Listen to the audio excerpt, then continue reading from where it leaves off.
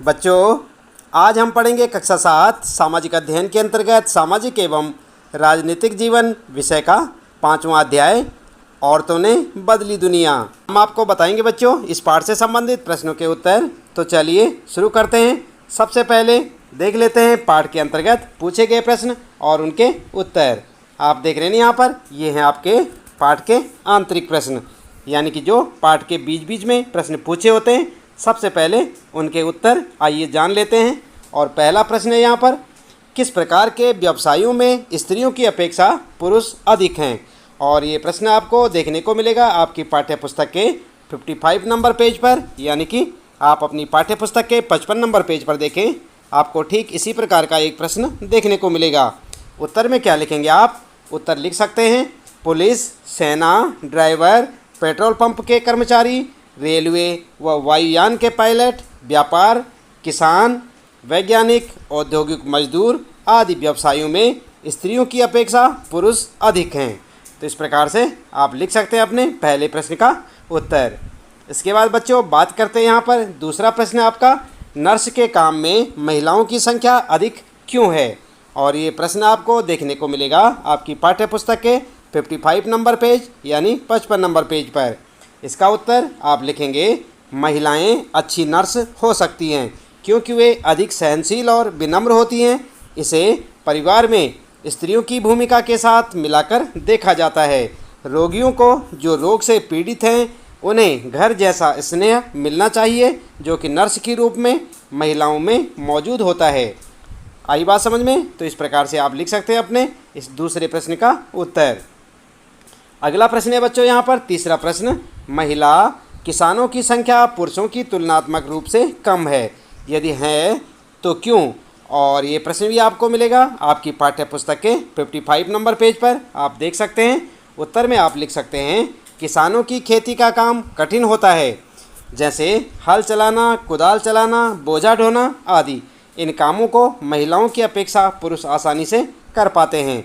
महिलाओं को इन कामों में मुश्किल होती है क्योंकि महिलाओं का शरीर पुरुषों की अपेक्षा नाजुक होता है, इसलिए महिला किसानों की संख्या पुरुषों की तुलना में कम है। आई बात समझ में? तो इस प्रकार से आप अपना इस तीसरे प्रश्न का उत्तर लिख सकते हैं बच्चों। ये तीसरा प्रश्न है आपका और इसका उत्तर आप यहाँ से देख के लिखें, अच्छे से लिखें, उसे याद भी करें। चौथा प्रश्न है यहाँ पर, पुस्तक के वाक्यांशों के आधार पर प्रश्नों के उत्तर दीजिए। और यहाँ पर है आपके लिए पहला, क यदि आप जेवियर होते तो कौन से विषय चुनते? और ये प्रश्न आपको मिलेगा 58 नंबर पेज पर, आप देख सकते हैं अपनी पाठ्य पुस्तक के 58 नंबर पेज पर। और दूसरा है यहाँ पर, अपने अनुभव के आधार पर बताइए कि लड़कों को ऐसे किन किन दबावों का सामना करना पड़ता है। और ये प्रश्न भी आपको मिलेगा 58 नंबर पेज पर। उत्तर में आप लिख सकते हैं इन दोनों प्रश्नों का उत्तर। सबसे पहले लिखेंगे आप क प्रश्न का उत्तर, यदि हम जेवियर होते तो इतिहास विषय को ही चुनते क्योंकि कोई भी विषय खराब नहीं होता। अपनी किसी भी विषय के प्रति दिलचस्पी होनी चाहिए, किसी भी विषय को दिलचस्पी से पढ़कर अव्वल नंबर लाया जा सकता है और अपने लक्ष्य की ओर बढ़ा जा सकता है। तो ये था आपका क का उत्तर। अगला है आपका ख प्रश्न, जिसका उत्तर हम आपको बता रहे हैं। ख का लिखेंगे, लड़कों को निम्न दबावों का सामना करना पड़ता है। नंबर 1, माता पिता के अनुरूप परीक्षा में अंक लाने का दबाव। दूसरा लिखेंगे, कई बार लड़कों को अपनी इच्छा के विरुद्ध विषय का चुनाव करने का दबाव। और तीसरा लिखेंगे, लड़कों पर एक अच्छी नौकरी हासिल करने का दबाव। तो इस प्रकार से आप लिख सकते हैं बच्चों अपने इस चौथे प्रश्न का उत्तर। आप देख सकते हैं यहाँ पर ये चौथा प्रश्न है, इसमें क और ख दो प्रश्न पूछे हुए हैं और दोनों के उत्तर आप यहाँ से देखकर लिख सकते हैं। पहले क का लिखेंगे, इसके बाद ख प्रश्न का उत्तर। अगला है बच्चों 5वां प्रश्न आपके लिए, माध्यमिक स्तर पर कितने बच्चे स्कूल छोड़ देते हैं? और ये प्रश्न भी आपको मिलेगा 62 नंबर पेज पर आपकी पाठ्य पुस्तक में। उत्तर में आप लिखेंगे, माध्यमिक स्तर पर लगभग 52 यानी कि 52% बच्चे स्कूल छोड़ देते हैं, जिनमें से 57 यानी 57% अनुसूचित जाति के लड़के, 69% अनुसूचित जनजाति के लड़के शामिल हैं और 62% अनुसूचित जाति की लड़कियां और 71% अनुसूचित जनजाति की लड़कियां स्कूल बीच में ही छोड़ देती हैं। तो इस प्रकार से आप लिख सकते हैं यहाँ पर अपने इस 5वें प्रश्न का उत्तर कि माध्यमिक स्तर पर कितने बच्चे स्कूल छोड़ देते हैं। उत्तर आप देख रहे हैं यहाँ पर। इसके बाद अगला प्रश्न है बच्चों, छठा प्रश्न है, शिक्षा के किस स्तर पर आपको सर्वाधिक बच्चे स्कूल छोड़ते हुए दिखाई देते हैं। और ये प्रश्न भी आपको मिलेगा आपकी पाठ्य पुस्तक के 62 नंबर पेज पर। और उत्तर में आप लिख सकते हैं, शिक्षा के उच्च माध्यमिक स्तर पर हमको सर्वाधिक बच्चे स्कूल छोड़ते हुए दिखाई देते हैं। उच्च माध्यमिक स्तर पर लगभग 63% बच्चे स्कूल छोड़ देते हैं, जिनमें से 71% अनुसूचित जाति के लड़के, 78% अनुसूचित जनजाति के लड़के, 76% अनुसूचित जाति की लड़कियां, 81% अनुसूचित जनजाति की लड़कियां स्कूल छोड़ देती हैं। तो इस प्रकार से आप लिख सकते हैं यहाँ पर अपने छठे प्रश्न का उत्तर। अगला प्रश्न है बच्चों, सातवां यहाँ पर आपके लिए, आपके विचार में अन्य सभी वर्गों की तुलना में आदिवासी लड़के लड़कियों की विद्यालय छोड़ने की दर अधिक क्यों है। और ये प्रश्न भी आपको मिलेगा 62 नंबर पेज पर। आप देख सकते हैं, उत्तर में आप लिखेंगे, अन्य सभी वर्गों की तुलना में आदिवासी लड़के लड़कियों के विद्यालय छोड़ने के कारण। और हेडिंग डाल दें यहाँ पर, आप जो है हेडिंग डाल के नंबर 1 लिखेंगे। पहला कारण क्या है, आदिवासी वाले क्षेत्रों जो कि मुख्यतः जंगली क्षेत्र होते हैं, वहाँ पर स्कूलों की संख्या काफ़ी कम है, इसलिए इन क्षेत्रों के आदिवासी लड़के लड़कियों को पढ़ने के लिए काफ़ी दूर दूर तक जाना पड़ता है, जिससे इन आदिवासी लड़के लड़कियों को कई तरह की कठिनाइयों का सामना करना पड़ता है। दूसरा कारण क्या होगा, लिखेंगे नंबर 2, आदिवासी लोगों में गरीबी काफ़ी अधिक है, इसलिए कुछ बच्चे पढ़ाई छोड़कर ही कमाने लग जाते हैं।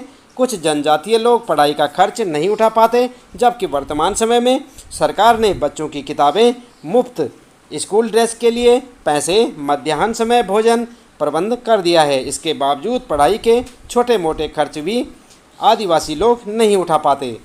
आई बात समझ में। तो इस प्रकार से आप लिख सकते हैं अपने इस प्रश्न का उत्तर। ये है आपका सातवां प्रश्न और उसका उत्तर। इसके बाद बच्चों अगला है आपका आठवां प्रश्न है, प्राथमिक कक्षाओं में स्कूल छोड़ देने वाले बच्चों के आंकड़ों के आधार पर एक दंडारेख बनाएं।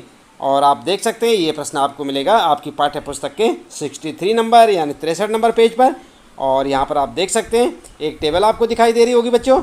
यहाँ पर लिखा है स्कूल का स्तर, सभी लड़के, अनुसूचित जाति के लड़के, अनुसूचित जनजाति के लड़के, सभी लड़कियाँ, अनुसूचित जाति की लड़कियाँ, अनुसूचित जनजाति की लड़कियाँ। और प्राथमिक कक्षाओं यहाँ पर लिखा है 34, 34, 37, 49, 29, 36 और 49।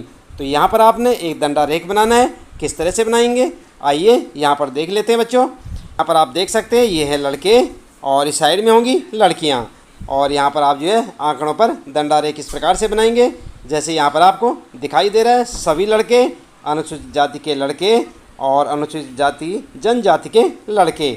और यहाँ पर आप डाल दें अपना पैरा डाल देंगे 10, 20, 30, 40, 50, ठीक है। और इसी प्रकार से यहाँ पर लिख देंगे आप दूसरी साइड में लड़कियों के बारे में। तो यहाँ पर जो है सभी लड़कियाँ, अनुसूचित जाति की लड़कियाँ, अनुसूचित जनजाति की लड़कियाँ। और इस प्रकार से आप अपनी पाठ्य पुस्तक से भी देख सकते हैं बच्चों। इस प्रकार का आपको एक दंडारेख मिल सकता है, तो आप वहाँ से भी बना सकते हैं। तो ये आपका उत्तर हो जाएगा। इसके बाद बच्चों आइए बात करते हैं पाठ के अंत में पूछे गए प्रश्न और उनके उत्तर। यानी कि आपने जब पूरा पाठ पढ़ लिया होगा उसके अंत में भी आपको कुछ प्रश्न देखने को मिलेंगे, उनका उत्तर आप किस प्रकार से लिखेंगे। सबसे पहले बात करते हैं यहाँ पर पहले प्रश्न की। और यहाँ पर है पहला प्रश्न आपके लिए, आपके विचार से महिलाओं के बारे में प्रचलित रूढ़िवादी धारणा कि वे क्या कर सकती हैं और क्या नहीं, उनके समानता के अधिकार को कैसे प्रभावित करती हैं। उत्तर में आप क्या लिखेंगे, उत्तर आप इस प्रकार से लिखें, हमारे विचार में महिलाओं के बारे में प्रचलित रूढ़िवादी धारणा उनके समानता के अधिकार को निम्न प्रकार से प्रभावित करती हैं। नंबर 1, अधिकांश ग्रामीण क्षेत्रों में आज भी लड़कियां उतनी ही शिक्षा प्राप्त कर पाती हैं जितनी सुविधा उनके गांव में उपलब्ध होती है। उन्हें प्रायः आगे की शिक्षा प्राप्त करने दूसरे गांव अथवा शहर नहीं भेजा जाता। दूसरा पॉइंट लिखेंगे आप, अधिकांश ग्रामीण क्षेत्रों में आज भी घूंघट प्रथा, लड़कियों को कम उम्र में शादी करना, लड़कियों को चार दीवारी तक सीमित रखना आदि प्रथा प्रचलित है। अधिकांश परिवारों में लड़कियों के स्कूली शिक्षा पूरी हो जाने के बाद उनकी शादी कर दी जाती है। ठीक है। अगला पॉइंट है तीसरा, अधिकांश ग्रामीण क्षेत्रों में या अशिक्षित परिवारों या रूढ़िवादी परिवारों में लड़कियों को पराया धन मानकर परवरिश की जाती है और लड़कों को वंश चलाने वाला माना जाता है, इसलिए उनकी परवरिश लड़कियों से बेहतर यानी कि अच्छी की जाती है। चौथा पॉइंट लिखेंगे आप, अधिकांश लोग अभी भी यह मानते हैं कि लड़कियों का मुख्य कार्य भावी परिवार के उत्तरदायित्व को निभाना है, जिसके लिए उच्च शिक्षा के स्थान पर अन्य कार्यों जैसे पाककला, सिलाई, बुनाई आदि की अधिक आवश्यकता होती है। ठीक है, तो इस प्रकार से आप लिख सकते हैं बच्चों अपने प्रश्न का उत्तर। ये आपका पहला प्रश्न पाठ के अंत में पूछे गए प्रश्नों में से कि आपके विचार से महिलाओं के बारे में प्रचलित रूढ़िवादी धारणा कि वे क्या कर सकती हैं और क्या नहीं, उनके समानता के अधिकार को कैसे प्रभावित करता है। इसका उत्तर आपने देखा भी। इस प्रकार से आप लिखेंगे, ध्यानपूर्वक लिखें बच्चों और इन्हें अच्छे से याद भी करें। इसके बाद आइए देखते हैं यहाँ पर दूसरा प्रश्न आपके लिए, कोई एक कारण बताइए जिसकी वजह से रास सुंदरी देवी, रमाबाई और रुकैया हुसैन के लिए अक्षर ज्ञान इतना महत्वपूर्ण था। तो यहाँ पर जो है उत्तर आप इस प्रकार से लिख सकते हैं। उत्तर लिखेंगे, रास सुंदरी देवी, रमाबाई और रुकैया हुसैन के लिए अक्षर ज्ञान इसलिए महत्वपूर्ण था क्योंकि तीनों पढ़ाई और अक्षर ज्ञान के लिए काफ़ी उत्सुक थी और ये तीनों धनी परिवार से संबंधित थी, जिसके कारण उनके लिए यह सब संभव हो सका। ठीक है, तो इस प्रकार से आप लिख सकते हैं बच्चों यहाँ पर दूसरा प्रश्न ही आपका और इसका उत्तर लिखेंगे। तीसरा प्रश्न आपके लिए, निर्धन बालिकाएं पढ़ाई बीच में ही छोड़ देती हैं क्योंकि शिक्षा में उनकी रुचि नहीं है। पृष्ठ 17 पर दिए गए अनुच्छेद को पढ़कर स्पष्ट कीजिए कि यह कथन सही क्यों नहीं है। तो आप कहाँ पर देखेंगे इसे, आपको एक अनुच्छेद मिलेगा प्रश्न नंबर 17 पर। ठीक है, उसे देखकर आप बताएंगे कि यह कथन सही क्यों नहीं है। उत्तर आप इस प्रकार से लिख सकते हैं बच्चों। उत्तर लिखेंगे, यह कथन सत्य नहीं है क्योंकि निर्धन बालिकाएं पढ़ाई बीच में ही छोड़ देती हैं। इसका कारण उनकी रुचि न होना नहीं है बल्कि दूसरे अनेक कारण हैं। ठीक है, और क्या क्या कारण है। नंबर 1 लिखेंगे आप, दलित, आदिवासी और मुस्लिम वर्ग की लड़कियों के स्कूल छोड़ देने के अनेक कारण हैं। देश के अनेक भागों में विशेषकर ग्रामीण और गरीब क्षेत्रों में नियमित रूप से पढ़ाने के लिए न उचित स्कूल हैं न शिक्षक।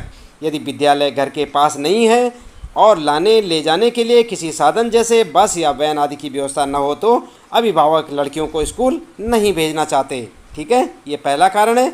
दूसरा कारण, कुछ परिवार अत्यंत निर्धन होते हैं और अपने सभी बच्चों को पढ़ाने का खर्चा नहीं उठा पाते हैं। ऐसी स्थिति में लड़कों को प्राथमिकता मिलती है और लड़कियों को नहीं पढ़ाया जाता। अगला कारण है बच्चों तीसरा, बहुत से बच्चे इसलिए भी स्कूल छोड़ देते हैं क्योंकि उनके साथ उनके शिक्षक और सहपाठी भेदभाव करते हैं। तो इस प्रकार से आप ये 3 कारण यहाँ पर लिख सकते हैं। अगला प्रश्न आपका चौथा प्रश्न यहाँ पर, और चौथे प्रश्न में आपको पूछा है, क्या आप महिला आंदोलन द्वारा व्यवहार में लाए जाने वाले संघर्ष के 2 तरीकों के बारे में बता सकते हैं। महिलाएं क्या कर सकती हैं और क्या नहीं। इस विषय पर आपको रूढ़ियों के विरुद्ध संघर्ष करना पड़े तो आप पढ़े हुए तरीकों में से कौन से तरीकों का उपयोग करेंगे, आप इसी विशेष तरीके का उपयोग क्यों करेंगे। तो उत्तर में क्या लिखेंगे। उत्तर आप इस प्रकार से लिख सकते हैं इसका, संघर्ष के 2 प्रमुख तरीके। और नंबर 1, औरतों के अधिकारों के संबंध में समाज में जागरूकता बढ़ाना। और नंबर 2 लिखेंगे आप, भेदभाव और हिंसा का विरोध करना। यदि हमें रूढ़ियों के विरुद्ध संघर्ष करना पड़े तो हम प्रयास करेंगे कि समाज में औरतों के अधिकारों के संबंध में जागरूकता फैलाई जाए। लोगों को यह बतलाया जाए कि महिलाएं भी समाज के अंग हैं और महिलाओं के विकास से ही परिवार और समाज का विकास हो सकता है। समाज को यह बतलाया जाए कि हमारे पूर्वज पढ़े लिखे नहीं थे, इसलिए उनके अंदर महिलाओं को लेकर संकीर्ण मानसिकताएं थी। अब हम संकीर्ण मानसिकताओं को छोड़कर महिलाओं से होने वाले भेदभाव का त्याग करें और एक आदर्श समाज का निर्माण करें। आई बात समझ में। तो इस प्रकार से आप अपने इस प्रश्न का उत्तर लिख सकते हैं बच्चों। इसके साथ ही इस पाठ से संबंधित प्रश्नों के उत्तर समाप्त होते हैं। मिलते हैं फिर अगली वीडियो में कुछ नए प्रश्नोत्तरों के साथ।